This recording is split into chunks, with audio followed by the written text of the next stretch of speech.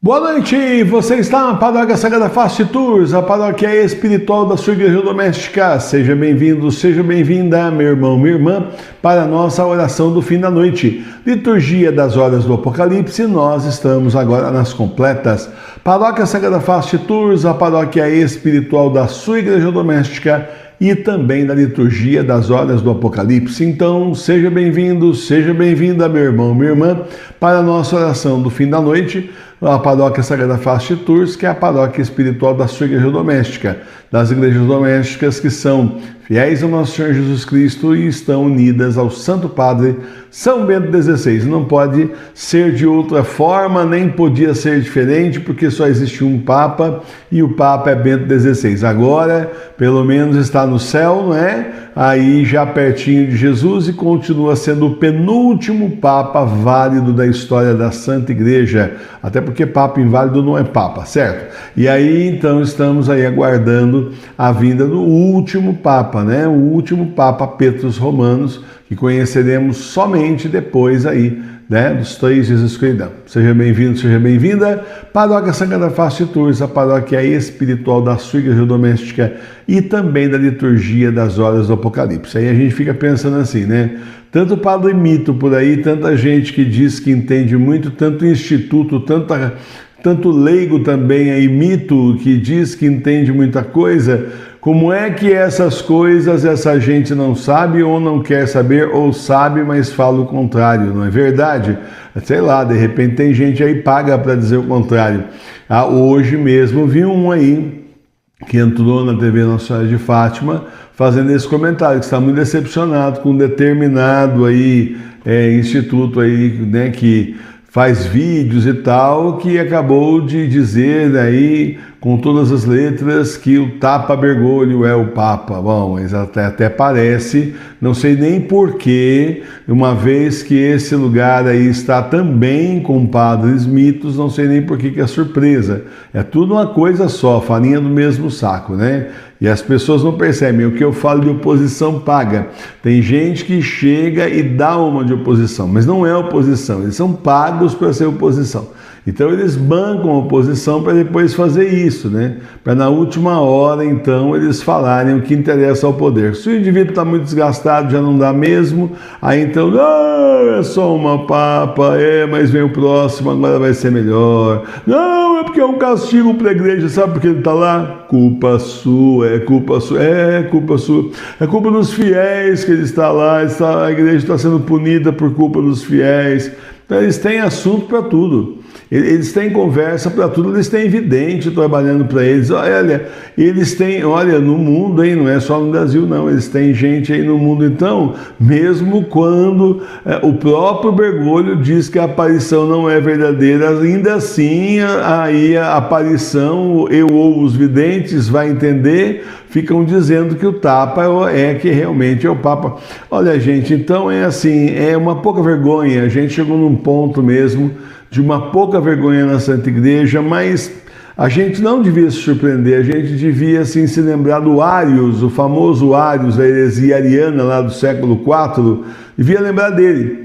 Devia lembrar dele aquele que São Nicolau deu-lhe um murro na cara, no meio do concílio lá. Então a gente devia lembrar dele, porque de verdade é assim, naquela época os bispos foram todos caindo na dele, tudo caindo na heresia ariana, tudo caindo na conversa ariana, caíram todos no papo, sobraram alguns que foram perseguidos, teve os que foram mortos, Santo Atanásio quase foi, mas o Senhor não permitiu, quis que ele continuasse vivo, quis que ele continuasse aí, justamente denunciando e combatendo o arianismo. No fim, o Arius morre, o arianismo continua, mas vai perdendo espaço, né? E aí, finalmente, Santo Atanásio chega num ponto que ele acolhe os leigos que estavam indo à missa ariana, perdoa os pecados deles, mas não do clero.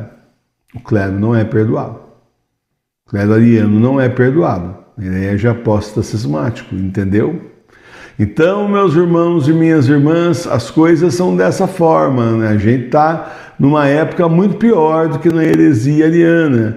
E aí tem gente que ainda confia nesses lugares, porque fala escândalo, tem até um frei, tem até um padre, tem até um... Mal sabem eles, tem gente aí que passa por conservador, mas está excomungado porque simplesmente sede vacante, mas não assumia isso para ninguém. Outros aí dizem que são aí conservadores, esposos de conservadores, até batina, mas na verdade só defende o modernismo. Olha, é assim, enjoativo. Nós estamos sozinhos mesmo, mas tudo bem, nós e Deus, acho que tá bom, tá? Nós e o Senhor, Deus do Universo, nosso Senhor Jesus Cristo, que nos escolheu, uniu-nos aqui na Paróquia Sagrada Face de Tours, tá bom demais. Tá bom, sem reclamação, tá bom demais. Como disse Santo Tanásio naquela época lá, tá, eles têm os prédios, que fiquem com os prédios. O que é mais importante, os prédios ou a fé? Eles têm os prédios, ficaram com os prédios para eles, mas nós guardamos a fé.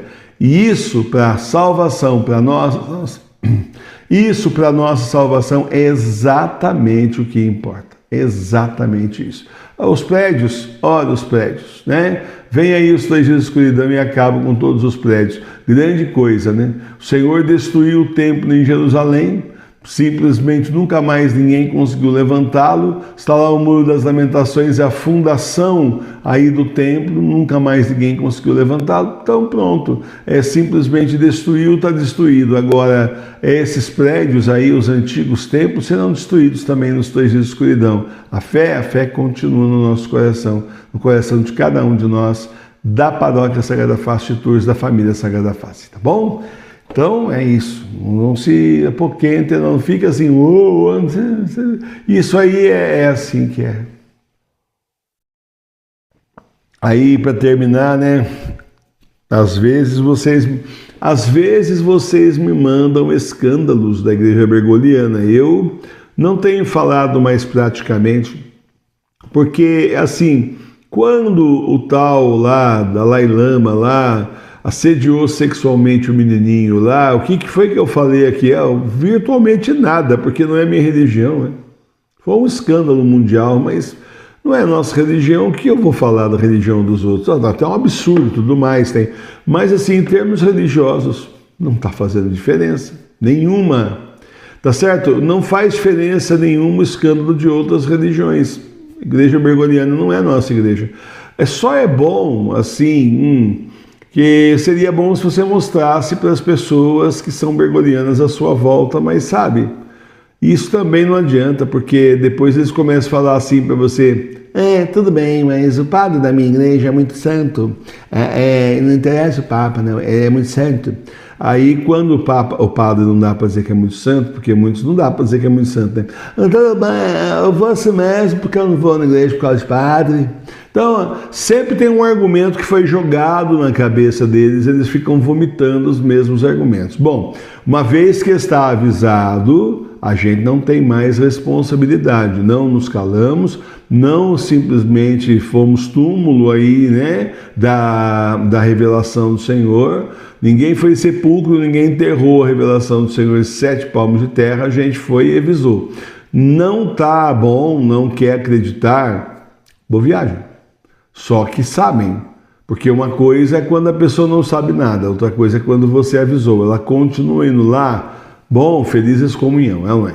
Então, sabe gente, é isso, vamos embora para frente, vamos cuidar da nossa salvação. Vamos cuidar da nossa salvação, porque ela também não está garantida. Então, um monte de gente aí que tem garantido já que está assim, excomungado, que está condenado. Isso aí é fácil de garantir, mas salvação tem que trabalhar duro, suar a camisa, senão a gente não chega lá. Em nome do Pai, do Filho e do Espírito Santo. Amém. Vamos então para as orações iniciais. São Miguel Arcanjo, defendei-nos na batalha, sede a nossa defesa contra as maldades e as ciladas do diabo. Que Deus o repreenda, pedimos humildemente. E vós, príncipe das hostes celestiais, lançai no inferno a Satanás e a todos os espíritos malignos que andam pelo mundo para a destruição das almas. Amém. São Miguel, São Gabriel e São Rafael, combatei os demônios, inutilizai os seus esforços. Glória ao Pai, e ao Filho e ao Espírito Santo. Como era no princípio, agora e sempre. Amém. Santo anjo do Senhor, meu zeloso guardador, porque a ti me confiou a piedade divina, sempre me rege, me guarda, me governa, me ilumina. Amém. Oração à Sagrada Face.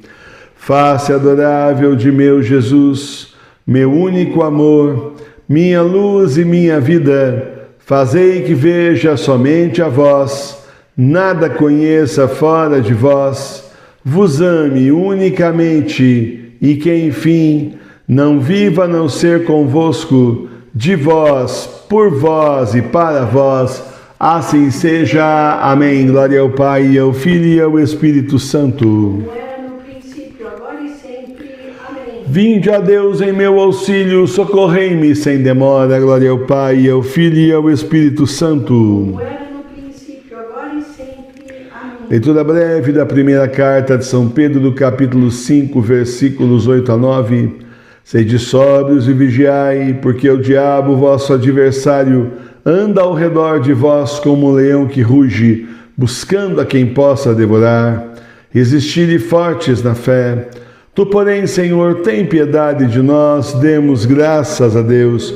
A nossa proteção está no nome do Senhor, que fez o céu e a terra. Ao chegar ao fim do dia, façamos um breve exame de consciência e examinemos nossas culpas.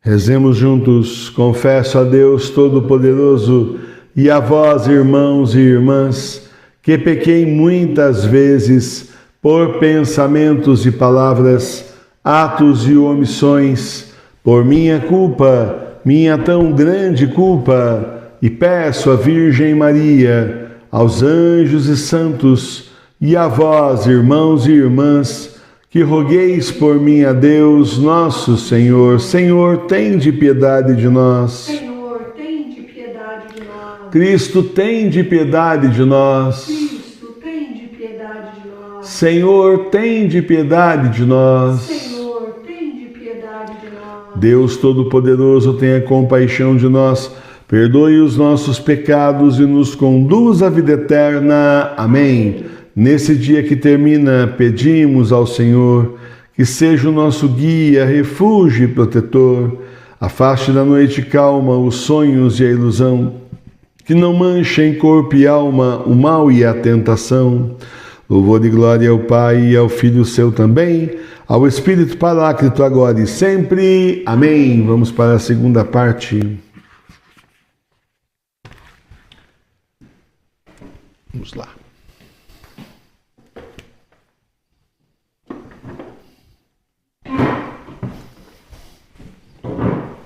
Estamos lá na página 346.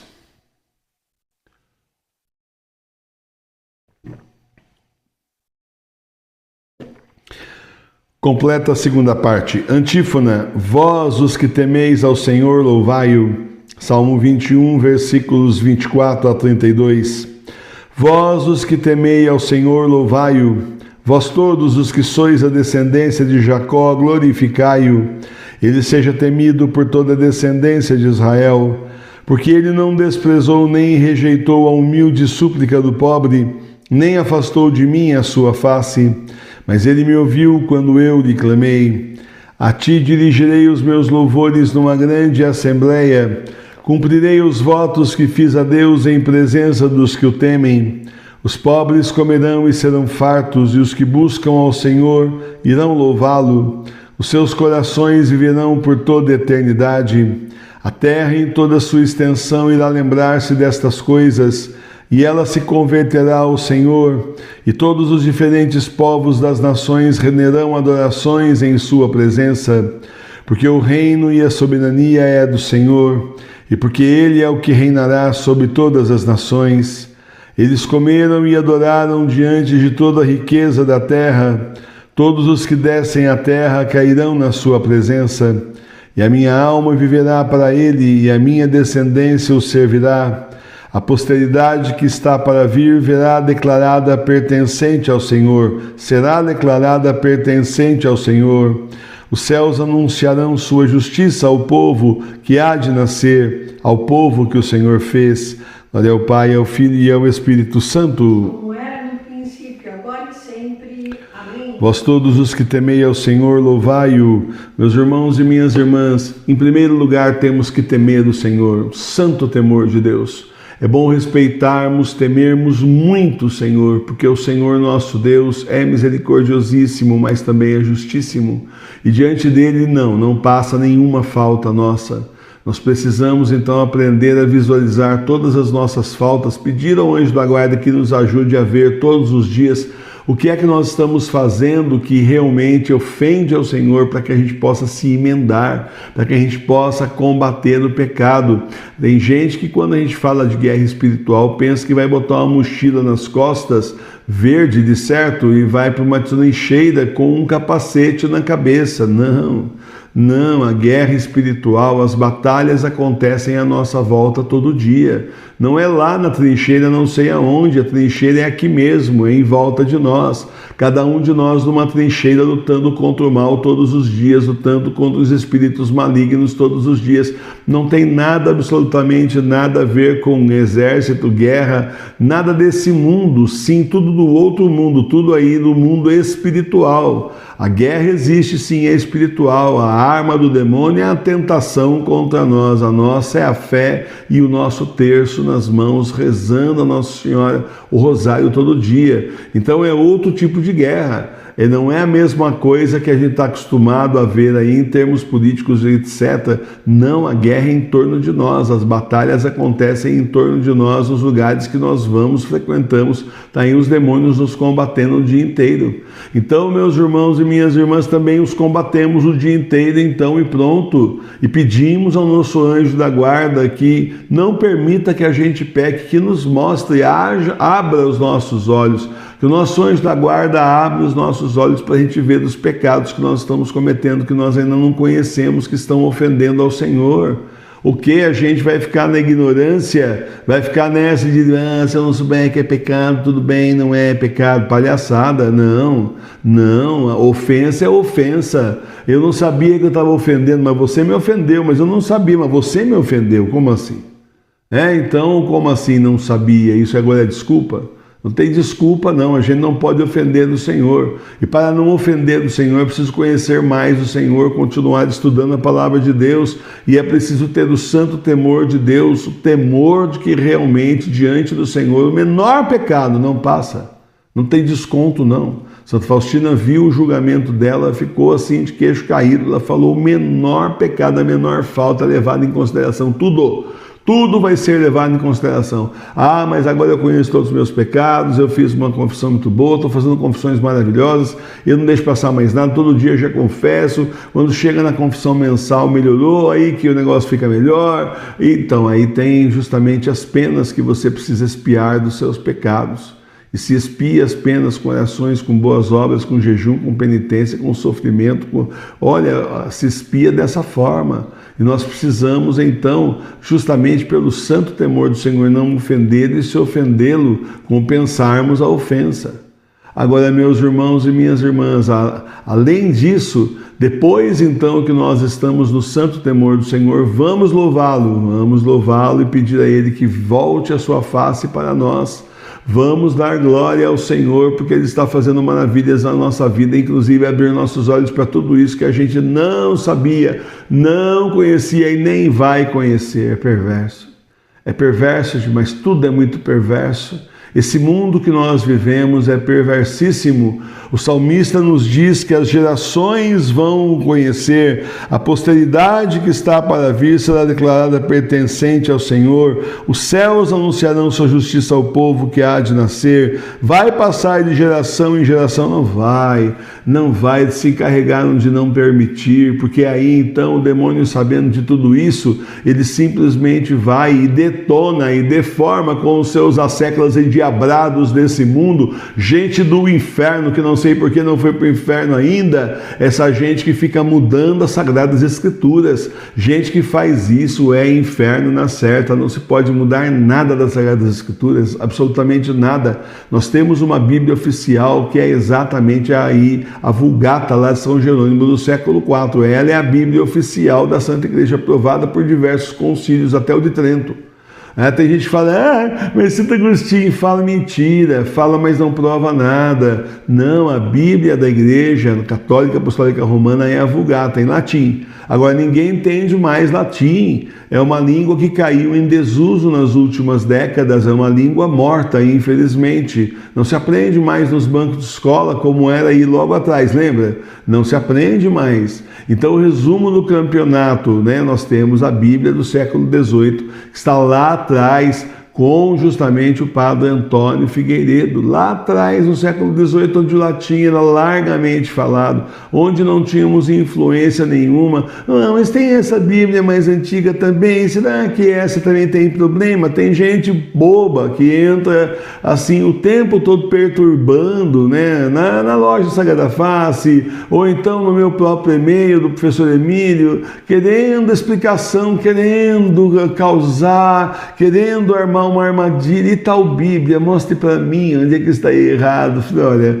é o seguinte, nós escolhemos a Bíblia do século XVIII, fim de conversa, e tem uma coisa que nenhuma Bíblia que vem depois consegue. Você tem um padre que está em pleno século XVIII, que fala latim, numa cultura que ainda é católica, sem comunismo, sem aí todo o modernismo, sem nada do que vai aparecer depois de lixo da Revolução Francesa para cá, esse lixo cultural que gruda nas pessoas feito um piche.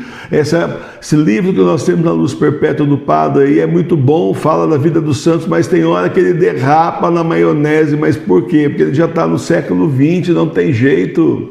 Ele já está no século XX, tem que a gente ter senso crítico, porque tem hora que ele também derrapa. Então, meus irmãos e minhas irmãs, lá atrás, lá no século XVIII, muito antes dessa palhaçada toda estourar no mundo, nós temos então o padre fazendo aí uma tradução fidedigna da Vulgata, e é uma tradução tão boa, e nós, Igreja Verdadeira, incomodamos tanto essa gente, que bastou eu fazer propaganda da Bíblia do século XVIII para começar a descer o pau no padre Antônio Figueiredo, conseguirem colocar coisa na internet, plantarem notícia mentirosa. Notícia que não tem fonte nenhuma, notícia mentirosa, até no Wikipédia. Você tenta colocar alguma coisa de igreja remanescente lá no Wikipédia, ver se ele aceita. Ele não está permitindo nada, porque diz que não tem fontes. Mas essa gente consegue implantar as coisas lá, entendeu? Todo mundo chegado, sabe? Todo mundo chegado, você entendeu? É desse jeito. Corrompe cá, corrompe lá, você não sabe nem quem é que colocou a porcaria na matéria, a porcaria da calúnia, você não sabe nem quem é para ir atrás do indivíduo, certo? Então, meus irmãos, isso aí é o medo da verdade, é o medo da verdadeira palavra de Deus, é o inferno em pânico, um inferno em pânico porque sabe que se as pessoas descobrirem a Bíblia que nós usamos, um monte de gente vai olhar e vai falar, peraí, não foi assim que nossa, aquela Bíblia que eu tenho em casa não fala isso não, olha, é muito diferente, é muito melhor, é isso, porque eu fiquei assim, eu tinha estudado Bíblias Bíblias moderninhas, sem saber, porque fala Bíblia Sagrada, você acha que é a mesma. Até eu entender, isso foi um choque, que na verdade cada Bíblia que diz que é Bíblia Sagrada e vende com a capinha diferente, cada uma delas tem uma tradução diferente, feita por uma equipe diferente, elas são diferentes entre si, e cada uma é mais distorcida do que a outra. Isso não entrava na minha cabeça de fiel, porque afinal das contas não é a Bíblia Sagrada? Não é a Bíblia Sagrada? O sujeito vai comprar o Dom Casmurro do Machado de Assis. Não compra, é porcaria, é só um exemplo, tá bom? O sujeito vai comprar lá o Dom Casmurro do Machado de Assis. Aí tem aí, esse livro já está em domínio público, então qualquer pessoa pode lançar esse livro, qualquer editora pode lançar esse livro. O sujeito compra o Dom Casmurro da editora A, que beleza, mas aí ele vê da editora B lá, puxa, o meu livro está meio baleado já, olha que beleza, esse aqui é com capa dura, o meu é com capa mais comum, esse aqui é com capa dura, vou comprar para mim lá, olha, o meu livro está tão baleado, vou comprar esse outro aqui. Ele compra o outro, começa a ler a diferente, peraí, calma. Dom Casmurro foi escrito por um escritor brasileiro chamado Machado de Assis. Como é que agora está com uma versão diferente se o cara escreveu um livro só? Como assim? Como é que pode essa gente fazer várias Bíblias se o latim é um só e nós temos lá exatamente o latim, a Bíblia em latim, a Vulgata lá de São Jerônimo, é só aquela Bíblia, não tem esse monte de diversidade que eles fazem, e cada um que faz muda mais. Então, meus irmãos e minhas irmãs, essa é a Bíblia que nós seguimos, a Bíblia do século XVIII, sim, é a melhor Bíblia, a melhor tradução que tem, porque ela está longe de todo esse modernismo. Não adianta o pessoal aí que gosta de uma outra Bíblia, turminha, que é sede vacante, tradicionalista, ficar tentando combater a gente, porque não sinto muito, não cola. Não adianta, é até padre tradicionalista fazendo matéria contra a nossa Bíblia e contra nós, sabia? Não adianta fazer espada de seita, né? Porque é sede vacante. Não adianta fazer isso, porque essa é a Bíblia que está mais atrás o mais possível. Fosse possível uma Bíblia em português do século V, eu comprava, mas lá não existia português. Naquela época não existia em nosso idioma ainda. Tá certo? Eu comprava, eu mandava fazer, enfim, a gente pegava o PDF e imprimia, não sei, se tivesse original, eu comprava, escaneava e passava para vocês. Você está entendendo? Mas de português, a primeira Bíblia em português que foi famosíssima em vários lugares, olha, famosíssima, foi justamente essa que nós usamos agora do Padre Antônio Figueiredo, fora de série. Então é isso. Quem está mudando as Sagradas Escrituras está em pecado grave e mortal. Essa gente está condenada ao inferno, porque o objetivo é um só, não permitir que as pessoas conheçam a palavra de Deus e nem o Deus verdadeiro. E isso é cruel, leva muita gente para o inferno porque ensina errado, mas quem está fazendo isso já está com o seu lugar garantido, o seu nome lá na lista de espera do inferno. Louvado seja nosso Senhor Jesus Cristo. Lista de espera do inferno. Nós temos o nosso nome no livro do Cordeiro. O livro do Cordeiro que está no céu, nas mãos do nosso Senhor. É o livro do Cordeiro. Nosso nome está lá, na lista da salvação. Essa gente está no livro do Satanás. Entendeu? Bem claro agora?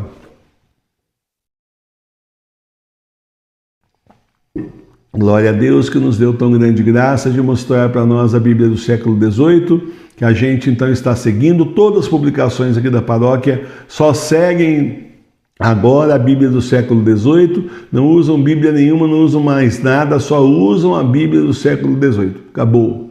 É a melhor tradução que tem. Eu não sei esse Missal de 63 aí, qual é a tradução que eles usam, ou se eles traduziram direto ali do latim, mas olha, a tradução de 63, eu queria dizer isso para vocês, o Missal de 63, se você pegar o Missal de 63 e colocar com o de 47, são dois autores diferentes, tá? 1947 é outra pessoa, é outro religioso que fez, e aqui em 63 é a turminha do Lefebvre lá, que vai dar no Pio X aí, é justamente esse pessoal que não aceita ninguém, não aceitou o Bento XVI, não aceitou João Paulo II, mas estão aí de braços e abraços com o Bergoglio. Então, muita coisa estranha, né? Mas o fato é que a tradução que foi feita lá pelo Lefebvre, O latim é o mesmo. Se você pegar as duas Bíblias de 47, ou melhor, se você pegar os dois missais de 47 e o missal aí de 63 e pegar a parte em latim, porque o missal você salva, e aí você tem aí, ele é dividido bem no meio, não tem uma coluna no meio, quer dizer que de um lado é o latim e do outro lado é o português, tá certo? Se você bater o latim de 63 com o latim de 47, os dois latim igualzinho,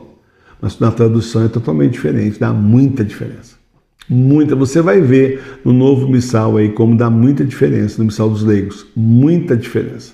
E para melhor, no caso da 47, é para melhor. Então você veja só, 47 para 63, só 16 anos, mas 63 está ali já no João 23, está ali no Concílio Vaticano II. Então já é outro mundo, 16 anos depois só, e já é outro mundo. É claro que esse missal de 47, nem ao menos ele é, 47 é uma versão nova que fizeram ali, colocaram coisa a mais, datas litúrgicas a mais e tal, mas na verdade ele é mais lá de trás. Eu tenho uma versão de 40, né, e o autor lançou vários missais, até chegar nesse último que é de 1947. Então quanto antes você vai, quanto mais para trás você vai com a igreja, mais você descobre que é verdadeiro. Essa é a questão. Fica claro isso daí.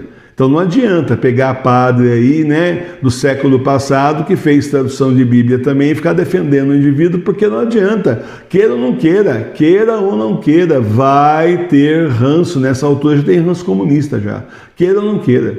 Então vamos lá para trás. Quanto mais lá atrás a gente puder beber nas águas que não estão poluídas pelo famoso comunismo, maçonaria e por aí vai, melhor, né? Evangelho, o Senhor esteja conosco. Está no meio de nós. Proclamação do Evangelho de nosso Senhor Jesus Cristo segundo São Lucas. Glória a vós, Senhor.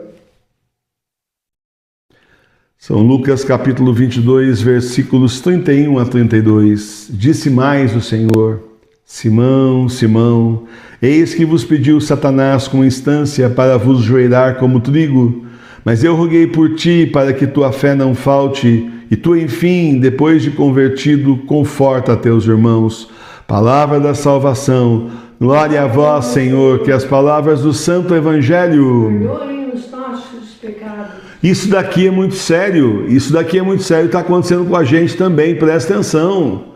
Simão aqui, Simão Pedro, é São Pedro, o primeiro Papa nosso. Simão, Simão, eis que vos pediu Satanás com instância para vos joelhar como trigo.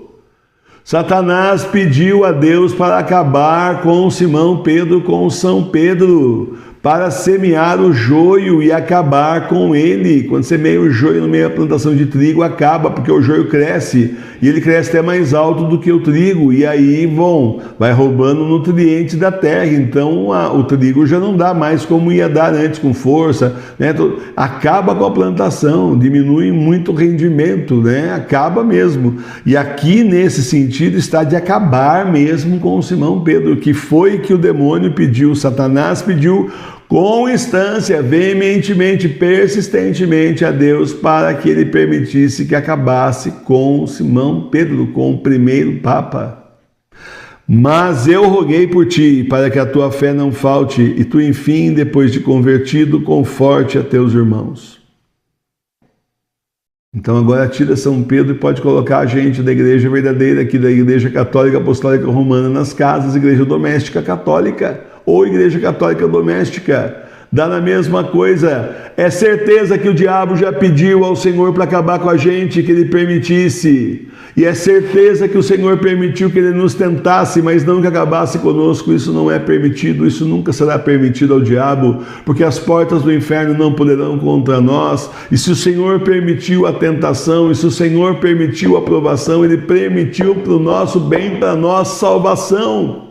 Foi pela nossa salvação, e mais, o próprio nosso Senhor Jesus Cristo tem certeza que pediu por nós para que a nossa fé não falte, e a gente, depois de convertido, possa levar então a fé a tantos outros e outros irmãos que ainda virão atrás de nós, gente que hoje está buscando na igreja bergoliana o que nunca vai encontrar, porque o Senhor não está lá, o Senhor não está lá e nunca esteve na igreja bergoliana. O Senhor não está na igreja bergoliana, ele está na igreja doméstica, agora ele saiu de lá. E ele já ia sair de lá faz tempo. Olha, ele ia sair, a infidelidade das pessoas na igreja era grande demais. Você não acha que essa sujeira que nós estamos vendo hoje começou ontem, nem 10 anos atrás, não, né? Seria ingenuidade da nossa parte nós acharmos tamanha bobagem, um erro imenso. Não, foram 2 séculos de invasão, foram 200 anos de invasão para o demônio conseguir o que ele conseguiu, colocar um falso papa lá. Não foi de uma hora para outra, não se faz uma coisa dessa de uma hora para outra,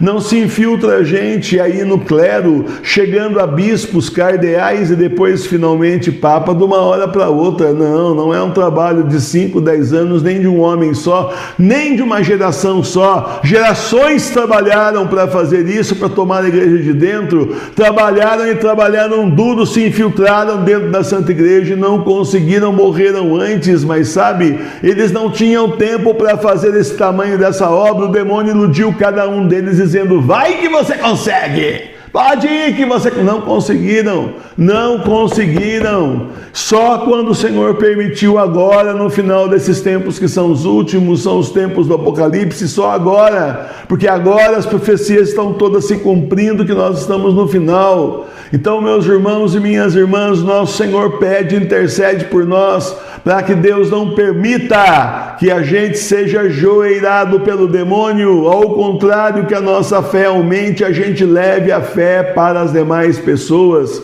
Profecia do Papa Bento XVI em 1969, ele ainda era padre, tinha acabado de sair do Concílio Vaticano II, olha o tanto de lixo que ele viu lá dentro, e aí então ele vai e faz a profecia, que essa igreja política vai falir, está falindo, a igreja política vai falir, e as pessoas, depois de terem aí justamente tentado aí verter no mundo, absorver no mundo, consumir no mundo, atrás das ilusões do mundo, vão se sentir vazias. E aí elas vão descobrir o que elas precisam de Deus, e vão atrás de quem? Da pequena igreja, dos pequenos núcleos nas casas, o que sobrou da verdadeira igreja, o remanescente, o que sobrou, nós. É atrás de nós que eles vão vir. Você acha que você está aqui porque você é um fiel comum? Isso era quando você estava lá. Vamos falar até o Bento XVI. Não. Você está aí para ser um polo da igreja verdadeira, na onde você está. Entenda isso.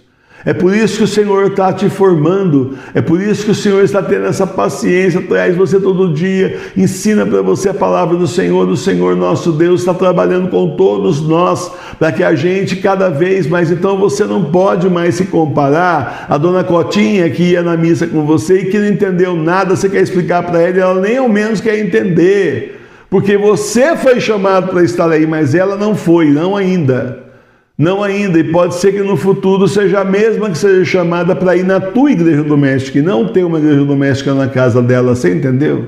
E você aí vai dar a formação, depois que você aprender direitinho aqui, e o Espírito Santo te ensinar mais e mais.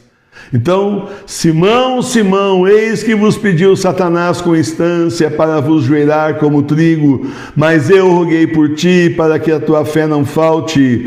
O Senhor está rogando por nós, o Senhor toma conta de nós. Coragem, pequeno rebanho, nós vamos vencer. Por quê? Porque nosso Senhor Jesus Cristo vence no final. O demônio será colocado daqui para fora, para o inferno para sempre. Ele, o filho dele, o anticristo e todos os demônios que com ele estão. O inferno será fechado e aí sim, finalmente, a Jerusalém Celeste vem depois do juízo final, e é lá que nós queremos morar com o Senhor para sempre. Louvado seja nosso Senhor Jesus Cristo. Para sempre seja louvado. Portanto, fé e confiança. O Senhor não chamou a gente para condenação, não. Ele chamou a gente para salvação. Vamos lá?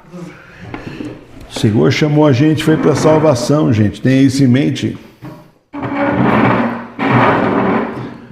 Seu nome está no livro da vida do Cordeiro, não no livro da morte do Satanás, tá bom? Entendeu isso? Entendeu? Então, vamos embora. Vamos embora, que o Senhor é por nós. E olha, tudo isso que você está passando vai passar. Tudo isso que você está passando aí, toda a tribulação, tudo que está acontecendo de ruim na sua vida vai passar. Isso aí é só tribulação, treinando você para a grande tribulação. Calma. Tenha fé e tenha confiança no Senhor. Aproveite para exercitar a sua fé e sua confiança. Aproveite, porque você vai precisar de toda a fé e confiança em Cristo que você tiver em tudo que está vindo por aí. Então, meus irmãos e minhas irmãs, o nosso nome está no livro da vida do Cordeiro para a nossa salvação. O nosso nome não está no livro do diabão, da perdição e da condenação. Entenda. Então vamos manter o nosso nome lá. Da nossa parte, vamos dar motivo para o Senhor manter o nosso nome lá, porque é para o céu que nós queremos ir, certo?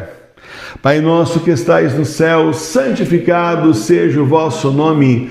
Venha a nós o vosso reino. Seja feita a vossa vontade, assim na terra como no céu. O pão nosso de cada dia nos dai hoje. Perdoai as nossas ofensas, assim como nós perdoamos a quem nos tem ofendido.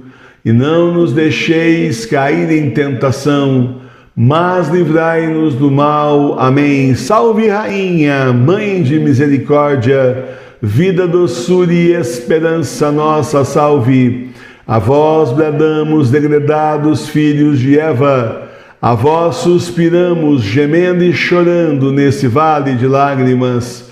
Eia, pois, advogada nossa, esses vossos olhos misericordiosos a nós volvei. Depois deste desterro, mostrai-nos Jesus, bendito o fruto do vosso ventre. Ó clemente, ó piedosa, ó doce e sempre Virgem Maria, rogai por nós, Santa Mãe de Deus, para que sejamos dignos das promessas de Cristo. Amém. Consagração, renovação diária. Eu, infiel pecador, renovo e ratifico hoje nas vossas mãos as promessas do meu batismo. Renuncio para sempre a Satanás, suas pompas e suas obras, e dou-me inteiramente a Jesus Cristo, a sabedoria encarnada, para o seguir levando a minha cruz todos os dias da minha vida. E para lhe ser mais fiel do que até agora tenho sido, escolho-vos hoje, ó Maria, na presença de toda a corte celeste, por minha Mãe e Senhora.